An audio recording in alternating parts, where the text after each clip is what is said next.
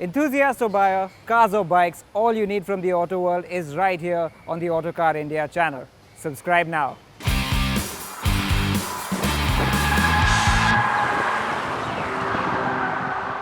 It feels like only yesterday that I was in Barcelona to drive the new Volvo XC40 at its international media launch. And in truth, it really hasn't been that long, just 5 months, and now the car is here on Indian roads for us to try out again. The launch is scheduled for early July, but ever since the XC90, Volvo has been on a mad expansion rush in India. The market share is now 5%, but in order to expand that further, they're counting on this. The XC40 is a compact luxury SUV that will rival the likes of the BMW X1, Audi Q3 and Mercedes GLA. But how does it stack up against those strong rivals? That's what we're here in Hyderabad to find out.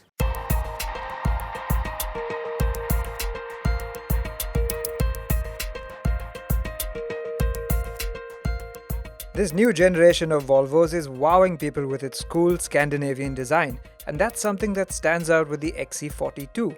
However, though there is a family resemblance to the XC60 and XC90, this smaller SUV, built on a new, compact platform called CMA by the way, has a distinct identity that trades some of that chrome-heavy elegance for youthful sportiness.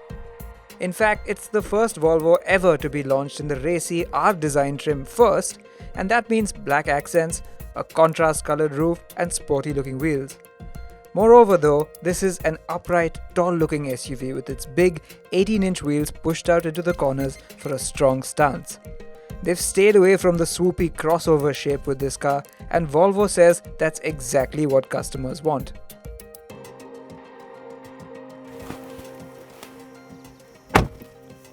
There's just so much to tell you about on the inside of the new Volvo XC40, and let's begin with the familiar stuff. Loads has been borrowed from the bigger XC60 and XC90, and that's just a good thing indeed. The vertical touchscreen for one works really well, and these minimal controls for the audio and the drive modes. The digital instrument cluster and the steering wheel is virtually the same as well. But there are a few things that are quite different. The seats for one, they're wrapped in leather and Alcantara and double stitched, and they are very supportive, quite nicely adjustable, but a touch firm for some people. And here's where things start to get very different. The design for one is not like the bigger Volvos in that it's a lot more youth focused.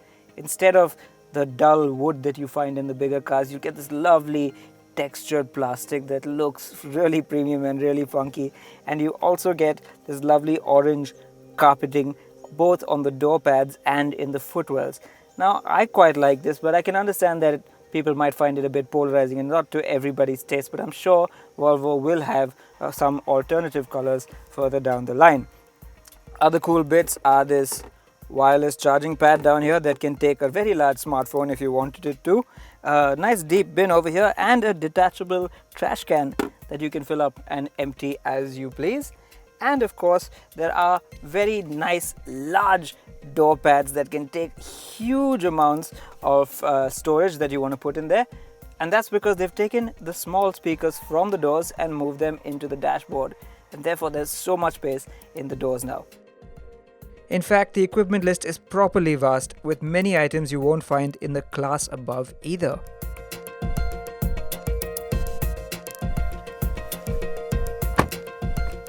Step into the back seat, and the first thing you will have noticed is that you have to climb through quite a narrow doorway to get into the back seat and over the rear wheel arch. But once you sat in place, you will find at least that space is really rather good.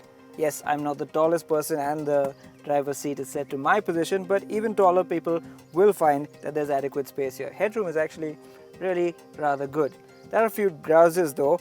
The seat is set quite low, so you're sat in a slightly knees-up position with not enough thigh support, and the seat back is really quite upright.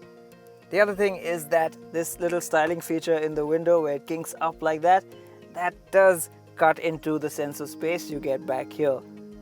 You do, however, get a pair of rear AC vents and even heated rear seats if you live in a cold place, and there's a nice panoramic sunroof if you want that as well. Here's a very interesting detail though. A lot of cars have a USB charging port at the back, but this car has a USB-C charging port. Talk about living in the future, right? There's also a really clever boot with a floor that folds up to hold smaller bags in place and even has inbuilt hooks. And yes, before you ask, there is a space saver spare tire too.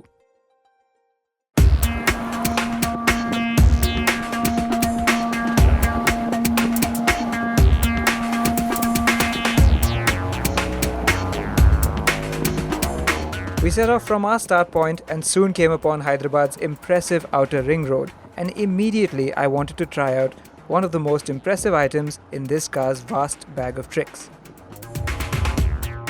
Now I'm going to show you one of the coolest features of the Volvo XC40, and that's semi-autonomous driving. Now remember, this is a compact luxury SUV. It's not a big luxury limousine or anything like that.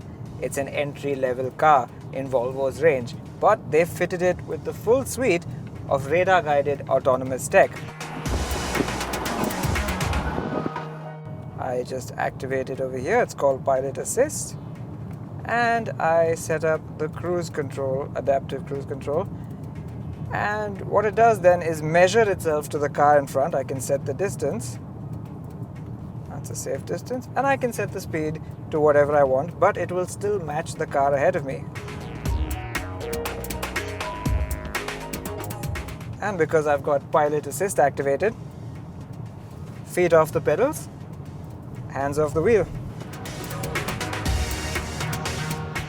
That's pretty amazing, isn't it, for a compact luxury car? Now, of course, this only lasts a short while, and very shortly it will ask me to put my hands back on the wheel, but until then, it's doing it for me. There we go. I have been asked to intervene again, so it's back to normal human driving, but the moment it identifies that I am here and in control of things, I can do it again. It's just brilliant. Now, of course, this feature is strictly situational, and if the roads aren't well marked out or if the sunlight is too bright even, it might trick the cameras. So it's not something you should just leave in the hands of the car 100%. Still, it's good to know that safety tech like this is filtering down to smaller cars, and in fact, there's a long list of active and passive safety kits on the XC40.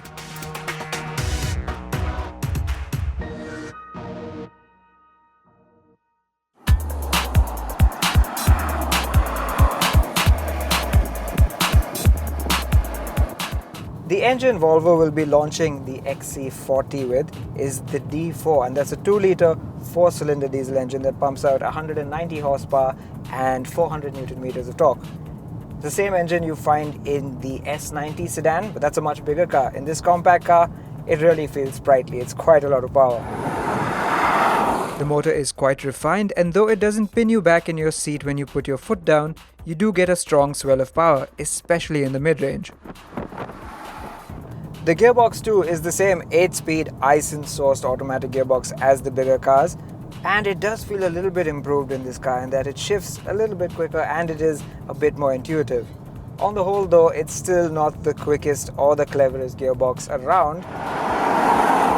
For instance, put your foot down and there's a bit of a delay before the engine and the gearbox wake up to do what you want them to do. Things do improve a little bit when you put the drive mode into dynamic, but still, this is not the sportiest of powertrains.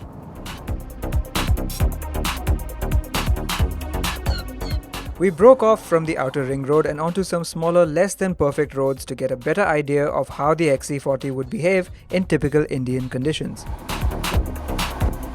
So there's no escaping the fact that the Volvo has a slight underlying firmness to it, and when you go over bumps you will definitely feel that. In fact, it's also a good thing that Volvo chose to opt for 18-inch wheels and 55 profile tires rather than the 19s, because that does help in taking the edge off some of the sharper bumps when you go over them. And of course, the upshot of slightly firmer suspension is that you get good stability out on the highway, and that's really appreciated in a long distance drive. What you will like about the Volvo steering, especially in comfort mode, is just how light and fluid it feels. It's an absolute joy to use in city traffic, and it makes nipping in and out between cars just so easy. Now I suppose if you want to do a bit of spirited driving, what you got to do is put the drive mode into dynamic. Now yes, that does add a bit of weight to the steering, but this is still not the kind of car you want to push really hard around corners. It's best to be driven at a measured pace, and you could still have a little bit of fun with it. Like so. So perhaps it's not quite as much fun as a BMW X1 on a twisty road, but it still handles corners with poise and stability. Now Volvo may have been late to the compact luxury SUV party, but boy have they come in with a bang. The XC40 is not only striking to look at, but it also packs in everything you need. It's got space, comfort, luxury, practicality, and even a long equipment list that prioritizes safety and autonomous tech.